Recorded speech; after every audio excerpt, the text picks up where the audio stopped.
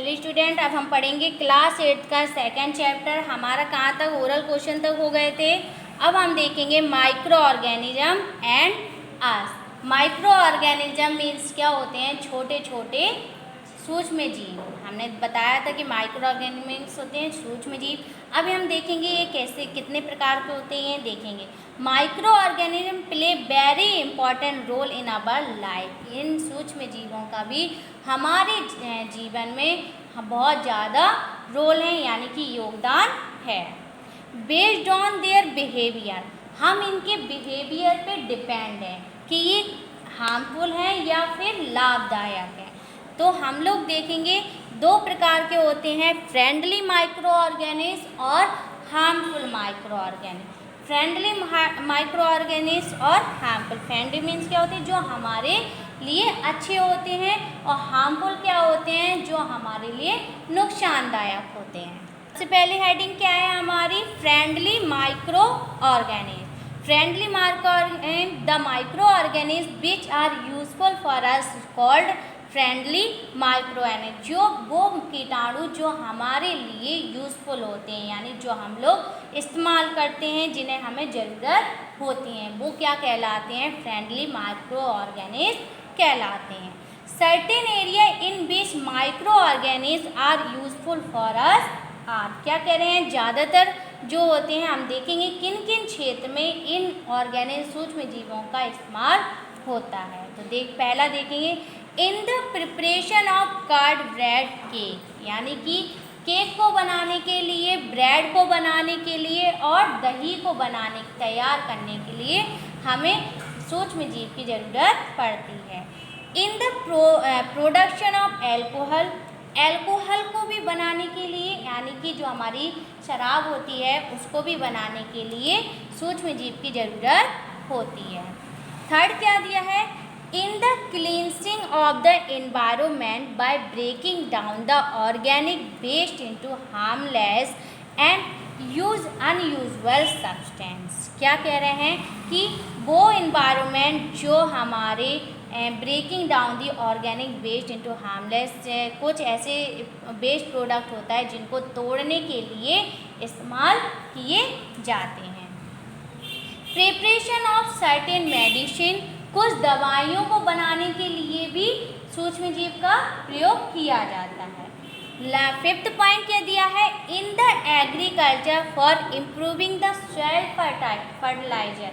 हमने first lesson में भी पढ़ा है सॉइल फर्टिलाइजर में कि जो अर्थवॉर्म होता है हमारे मिट्टी को अच्छे बनाने के लिए ये प्रयोग किया जाता है। तो कुछ ऐसे भी सूक्ष्म जीव होते हैं जो हमारी मिट्टी को तैयार करने के लिए इस्तेमाल किया जाता है। नेक्स्ट हेडिंग हमारी क्या दी है? Making of curd and bread, कि हम कर्ड और ब्रेड को कैसे बनाते हैं, उनमें कौन से कीटाणुओं का इस्तेमाल होता है देखेंगे। द बैक्टीरियम लैक्टोबैसिलस मोड, हमने कई बार बताया कि जो लैक्टोबैसिलस बैक्टीरिया होता है वो दूध से दही बनाने के लिए तैयार की दूध को दही में बदलने के लिए इस्तेमाल किया जाता है। तो the formation of curd from milk, the bacterium rennin is use cheese production. Yeast, rennin bacterium किसके लिए होता है? चीज़ को बनाने, यानी पनीर को बनाने के लिए। ठीक है। East is use the preparation of baking product, और जो ईस्ट होता है वो ब्रेड और केक को बनाने के लिए इस्तेमाल किया जाता है। यानी कि जब हम मैदे को क्या कर देते हैं, कुछ कई घंटों के लिए भिगो के रख देते हैं तो उसमें छोटे छोटे ईस्ट के कीटाणु उत्पन्न हो जाते हैं, जिससे हमारे ब्रेड और केक बहुत अच्छे से बनते हैं।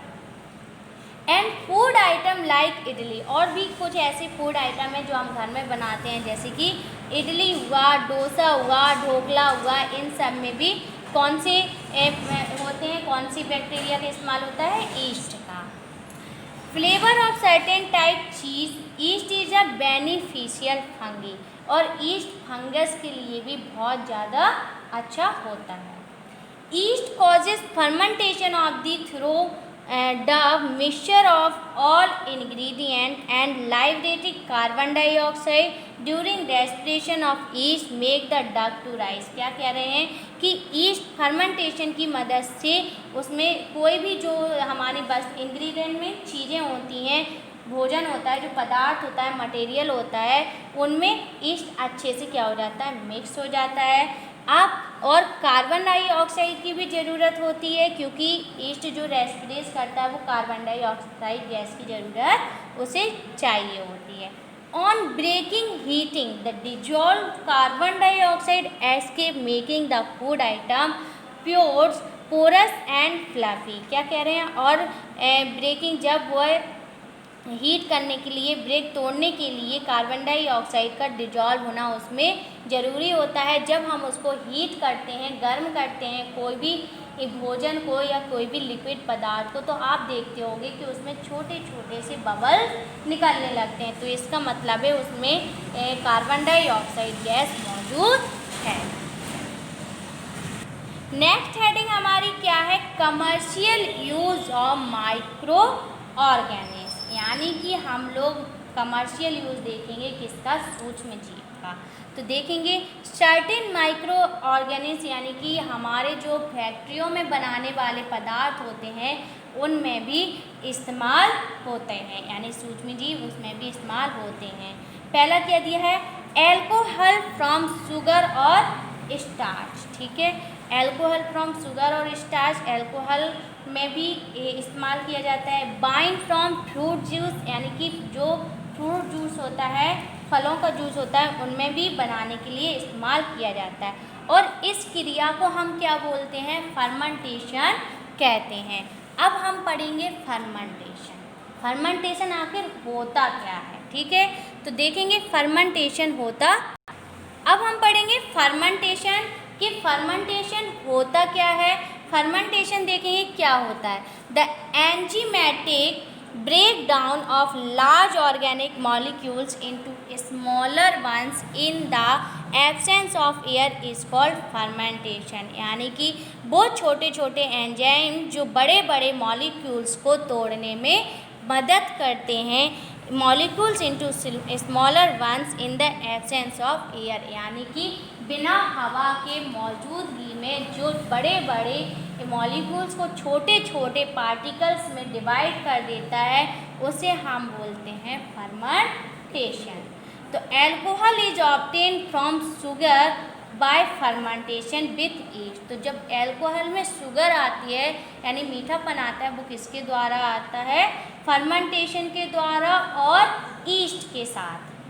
East contain the enzymes zymase and invertase. East जो होता है वो किसको कंटेन करता है, एंजाइम्स को, जाइमेस को और इन्वर्टेज को। अब यहाँ पे आपको दिया है कि शुगर जब जाइमेस होता है तो वो क्या फॉर्म कर लेता है, ग्लूकोज और फ्रक्टोज। ग्लूकोज का फॉर्मूला होता है C6H12O6 और फ्रक्टेज का होता है C6H11O6। ग्लूकोज क्या होता है, ग्लूकोज जब इन्वर्टेज होता है, पहले क्या किया, शुगर जाइमेस किया तो ग्लूकोज बना, फिर ग्लूकोज को इन्वर्टेज किया तो क्या बना, इथाइल एल्कोहल, यानी कि जो हम लोग एल्कोहल यूज़ करते हैं, इथाइल एल्कोहल C2H5OH, ये होता है इथाइल एल्कोहल का फॉर्मूला। क्या होता है, C2H5OH। 2 कार्बन होते हैं, 6 हाइड्रोजन होते हैं और 1 ऑक्सीजन होता है, यानी कि C2H5OH। तो और प्लस क्या बाहर निकलती है, कार्बन डाइऑक्साइड गैस बाहर निकलती है। अब हमारा है next heading, medicinal use of micro organism, यानी कि मेडिसिनल यानी दवाइयों में कैसे इस्तेमाल होता है माइक्रो ऑर्गेनिज्म। अब हम पढ़ेंगे कि माइक्रो ऑर्गेनिज्म का दवाइयों में कैसे इस्तेमाल होता है, ठीक है। तो the antibiotic in industry are manufactured by growing specific micro organism under control condition.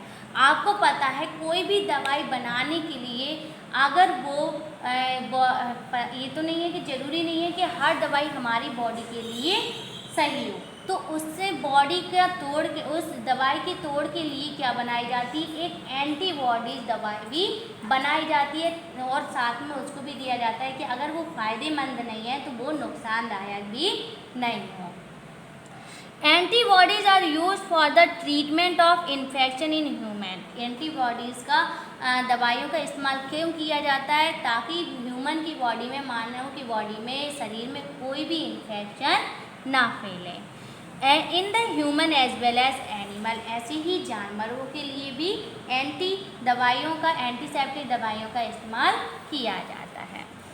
First point क्या दिया है हमारा, antibiotics should be taken only on the advice of a qualified doctor, कि जो एंटीबायोटिक्स दवाइयाँ होती हैं वो सिर्फ उन्हीं डॉक्टरों से लेना चाहिए जो डॉक्टर अच्छे हों, अच्छे क्वालिफाइड हों, यानी कि अच्छी तरीके से पढ़े लिखे हों। ये नहीं कोई भी डॉक्टर से दवाई लिखवा ली और ले ली। Do not take antibiotic if not needed, और जब तक नहीं लेना चाहिए एंटीबायोटिक दवाइयों को जब तक आपको उसकी ज़रूरत ना पड़े। The antibiotic not required may kill the beneficial helpful bacteria. Antibiotic क्या करता है, हमारे अंदर के जितने भी बैक्टीरिया होता है उन सभी को क्या कर देता है, मार देता है। नेक्स्ट हेडिंग हमारी क्या दी गई है, वैक्सीन। क्या दी गई है, वैक्सीन। वैक्सीन मीन्स क्या होता है, टीकाकरण। क्या होता है, टीकाकरण। जब बच्चा जन्म लेता है तो उसको टीके लगते हैं तो उसी को हम बोलते हैं वैक्सीन, यानी कि वैक्सीन के टीकाकरण। ऐसे ही अभी कह रहे हैं कि कोरोना की वैक्सीन नहीं आई है, तो यही दवाई होती है वैक्सीन, यानी कि कोई भी चीज़ का इलाज। तो another way to prevent disease in immunisation, यानी कि रक्षा बोलते हैं, इम्यूनाइजेशन। ये हम लोग तब लगाते हैं, बच्चे को जन्म देते ही लगा देते हैं, ताकि उसके शरीर में कोई भी तरीके की क्या नहीं हो, बीमारी ना फैले। तो ये हम क्यों लगाते हैं, ताकि हमारे शरीर में कोई भी तरीके की बीमारी ना फैले। Immunisation is done by using vaccine, और इम्यूनाइजेशन यानी हमारे शरीर की रक्षा करने के लिए हम इसका इस्तेमाल करते हैं। पहला पॉइंट क्या दिया है, a small dose of weakened और kill disease causing microbes needed to immunise the body against a particle diseases causing microbes needed to immunize the body against a particular disease is called a vaccine। क्या कह रहे हैं, हमारी body में बहुत सारे बीमारी के टाइम पे क्या होने लगते हैं, छोटे छोटे कीटाणु जन्म लेने लगते हैं, माइक्रोब नीडेड टू इम्यूनाइज, और वो हमारी बॉडी की सारी इम्यूनिटी को ख़त्म करने लगते हैं। इसलिए हम लोग क्या करते हैं, पर्टिकुलर उस डिसीज़ को रोकने के लिए हम लोग वैक्सीन की दवाइयों का इस्तेमाल करते हैं। Vaccine should be kept store at low temperature, और इसको हम तभी लगाते हैं जब हमारे शरीर का तापमान एकदम क्या हो, ठंडा हो। अगर आपको फीवर है या फिर आपको हाई टेम्परेचर है तो हम इसको नहीं लगवा सकते हैं, क्योंकि फिर ये हमारे लिए नुकसानदायक भी हो सकती है। नेक्स्ट हेडिंग हमारी है, how does a vaccine work, कि ये वैक्सीन जो होती है, टीकाकरण जो होता है, वो काम कैसे करता है। तो when a disease causes microbe enter our body, आपने देखा है जब हमारे अंदर बहुत सारी बीमारी क्या करने लगती हैं, छोटे छोटे माइक्रोब के रूप में हमारे अंदर प्रवेश करने लगती हैं। The body produce antibiotics fight the invader, तो हमारे अंदर के जो एंटीबॉडीज़ प्राप्त होती हैं, जो हमारे अंदर भी क्या होती हैं, बहुत सारे ऐसे एंटीबॉडीज़ पार्ट होते हैं जो बीमारियों से लड़ते हैं, यानी कि छोटी मोटी बीमारी का कुछ पता नहीं चलता है। तो क्या कह रहे हैं कि body produce antibodies to fight invader, और वो एंटीबॉडीज़ प्रोड्यूस कर देते हैं ताकि वो उन कीटाणुओं से लड़ सके। These antibodies destroy the weakened microbe and remain in the blood to fight any further attack by such disease causes microbe। तो क्या कह रहे हैं, और ये हमारे एंटीबॉडीज़ जो होते हैं वो सभी माइक्रोब्स को क्या करते हैं, मार देते हैं। रिमेन ब्लड फाइट फाइदर, और ये हमारे ब्लड में पाए जाते हैं, ठीक है। ब्लड के द्वारा ये उन बीमारी वाले कीटाणुओं को सूक्ष्मजीव पर अटैक कर देते हैं। चिल्ड्रन आर मोर सेंसिटिव, आप जानते हैं जो बच्चे होते हैं वो ज़्यादा सेंसिटिव होते हैं, उनकी जो त्वचा होती है वो बहुत ज़्यादा नाजुक होती है। To protect them from any such harmful micro, उनको बहुत सारे इन सूक्ष्म जीव से बचाने के लिए सबसे ज़्यादा ज़रूरत पड़ती है। तो appropriate vaccine must be given as suitable age, इसलिए आप देखते होंगे कि उन बच्चों को क्या करते हैं हम लोग, उनकी जो एज हो जाती है उनकी आयु में ही क्या कर लेते हैं, सुइटेबल यानी परफेक्ट आयु में हम उनको क्या कर देते हैं, वैक्सीन के ये टीकाकरण करवा लेते हैं। Such vaccine are easily available hospital and health centre, कुछ वैक्सीन जो होती हैं वो आसानी से हमारे हॉस्पिटल में या जो हेल्थ केयर सेंटर होते हैं जहाँ पे स्वस्थ रोग देखा जाता है तो वहाँ पे वैक्सीन हमें आसानी से मिल जाती है। द फॉलोइंग चार्ट, आपको यहाँ पे एक टेबल भी दी गई है, recommended schedule immunization of children, के बच्चे को कैसे कौन सी वैक्सीन किस किस एज में लेनी चाहिए, ठीक है। तो 4-9 जब बच्चा कितने मंथ का है, 4 से 9 मंथ का, या फिर पहले सून आफ्टर, सबसे पहले जब वो जन्म ही लेता है तब कौन सा लगाना चाहिए, स्मॉल पॉक्स, BCG। तो ये आप खुद से पढ़ सकते हो कि कौन सी एज में कौन सी वैक्सीन उसे देना चाहिए, कौन सा इंजेक्शन उसे लगवाना चाहिए। नेक्स्ट हेडिंग हमारी क्या है, इंक्रीजिंग सॉइल फर्टिलिटी, यानी कि हम लोग देखेंगे कि मिट्टी में कैसी उर्वरता बढ़ रही है, ठीक है। तो देखेंगे पहला पॉइंट हमारा क्या है, the blue green algae can fix the atmospheric nitrogen और nitrogen compound in the soil. क्या कह रहे हैं, जो ब्लू ग्रीन होता है, हमारे वातावरण कैसा होता है, हरा नीला अलग अलग तरीके का दिखता है। Nitrogen compound of the soil, और आपको पता है हमारी मिट्टी में कौन सी गैस मिली होती है, नाइट्रोजन, ठीक है। Second point, symbiotic bacteria living in the root nodule, जो सिम्बायोटिक बैक्टीरिया होता है वो कहाँ पे रहता है, पेड़ों के जड़ों में। The leguminous plant absorb atmospheric nitrogen and convert into nitrogenous compound, और क्या कह रहे हैं, जो हमारा लेग्यूमिनस प्लांट होता है, एटमॉस्फेरिक नाइट्रोजन होता है, हमारे जो वातावरण होता है उसमें भी नाइट्रोजन गैस पाई जाती है, जो किसमें जब पेड़ तक पहुंचता है तो वो किसमें बदल जाता है, नाइट्रोजिनस कंपाउंड में बदल जाता है। As a result these micro organism and rich the soil with nitrogen and increase the fertility. क्या कह रहे हैं कि इसका रिजल्ट क्या होता है, जो सूक्ष्म जीव होते हैं वो उनमें बहुत ज़्यादा मात्रा में नाइट्रोजन मिट्टी में कर देते हैं, यानी कि मिट्टी में नाइट्रोजन की कमी को दूर कर देते हैं और मिट्टी की क्या बढ़ाते हैं, उर्वरता को बढ़ाते हैं। इंक्रीजिंग द इन्वायरमेंट, अब हम पढ़ेंगे क्लींसिंग द इन्वायरमेंट, यानी पर्यावरण को शुद्ध करना।